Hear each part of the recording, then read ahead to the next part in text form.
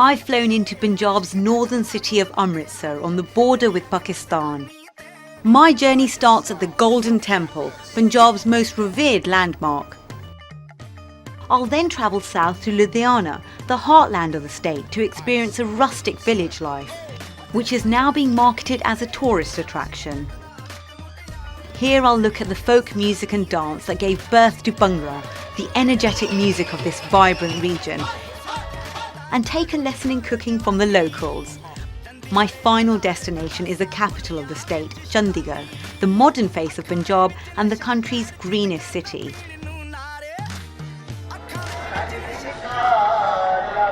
Punjab is the birthplace of Sikhism, and the Sri Harmandir Sahib, known as the Golden Temple, is the holiest of its sites. The architecture, like the religion, has Hindu and Islamic influences, but stands independent to both. Founded by Guru Nanak in the 15th century, equality of all beings lies at the heart of the teachings. The Golden Temple, like every Gurdwara, is open to all, with a simple requirement to cover heads and remove shoes. 80,000 people visit this place a day. All are offered langar, a free meal prepared entirely by volunteers, and it's made in one of the world's biggest kitchens. This Seva, voluntary service, is one of the central pillars of Sikhism,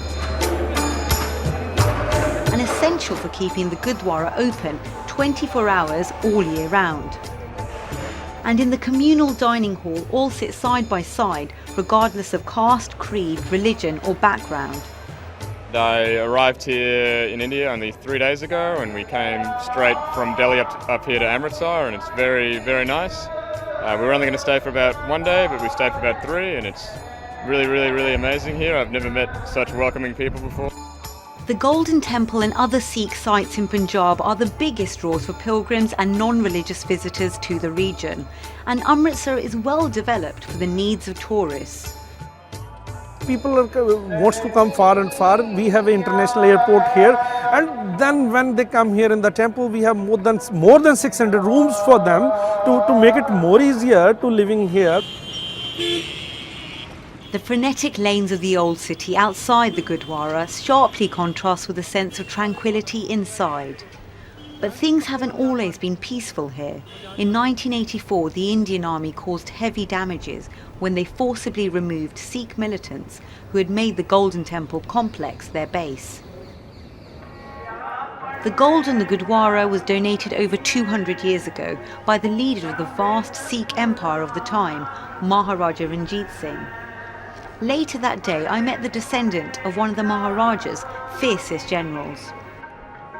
Now that you are in the holy city Amritsar, I would strongly recommend to you that you visit Atari border. It is known as Atari border this side and Wagah border on the Pakistan side.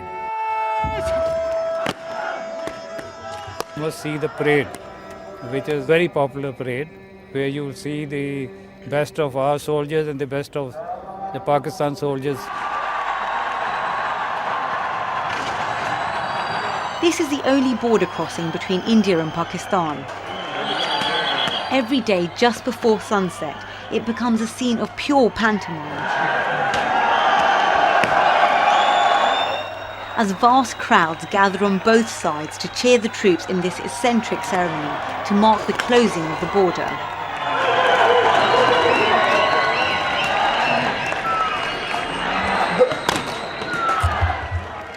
These modern-day celebrations are worlds apart from the bitter history of partition that came with India's independence in 1947. Punjab bore the brunt of the devastation as a new border was drawn through its land. The migration was the largest in history, involving 15 million people. Sikhs and Hindus moving east to Indian Punjab and Muslims west to the new Pakistani Punjab. Over 1 million didn't make it alive. One woman, now in her 90s, argues it was the politicians and not the people that changed the way Sikhs and Muslims lived as neighbours in her village. We all lived together. There was so much love between the Muslims and Sikhs, who were happy as neighbours. In one day, we were forced to separate. In one day, Punjab changed. The villages were set alight. Some survived, some didn't.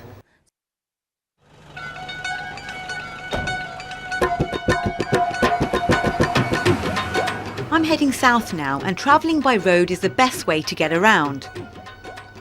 Big investments gone into improving Punjab's roads and infrastructure. Hiring a driver and car costs less than $30 for the day.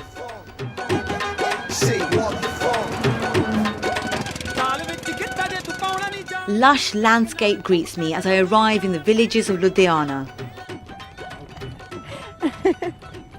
And this is the real Punjab, sugar cane in hand and green fields as far as the eye can see.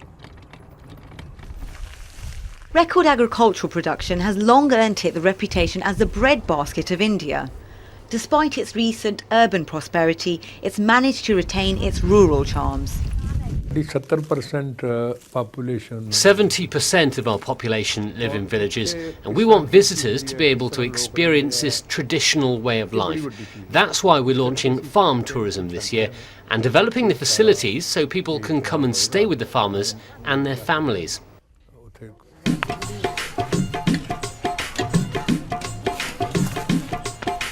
The locals here welcomed the idea and showed me the kind of things they would get visitors involved with. But I soon learned that rolling the perfect roti, the staple flatbread, isn't as easy as it looks.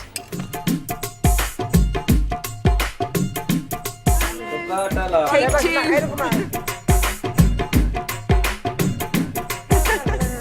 Take three. And it's round as well.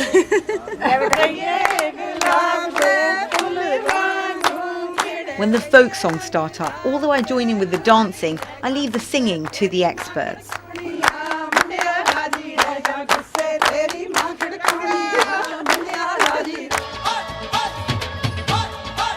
Even more energetic is Bhangra music, the soundtrack to my travels.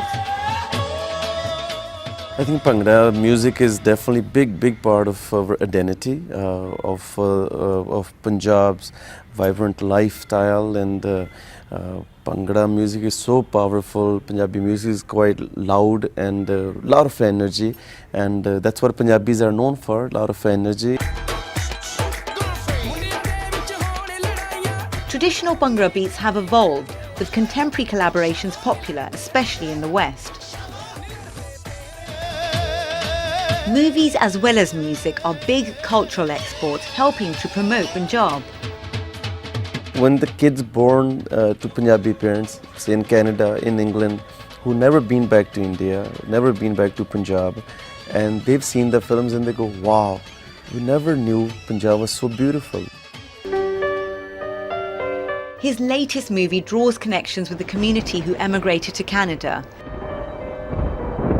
Yet it's the sheer size of the Punjabi diaspora which is one of the main reasons Punjab hasn't needed to turn to tourism until now. Punjab has a maximum non-resident Indians in India, and so they have been coming here for last 50 years, and they come home. They don't go to hotels, and they would be insulted if you say you can't stay in my home, you go to a hotel. So there's never been this need to create a hotel culture, because you were to come home, and and Punjabis never felt the need to showcase themselves, because here were these people coming from all over the globe anyway.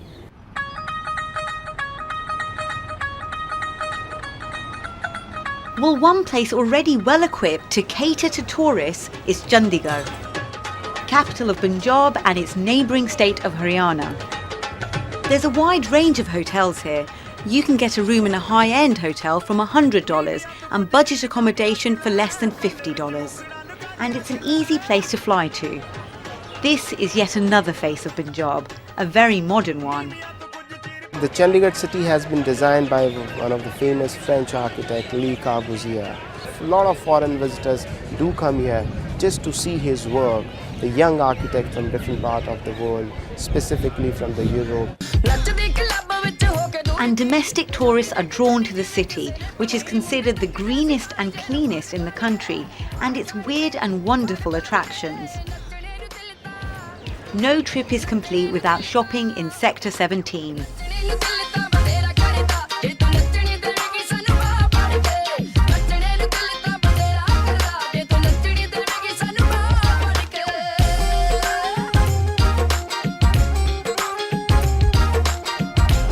In my passage through Punjab, I've been impressed with the sheer energy of the place, especially its people.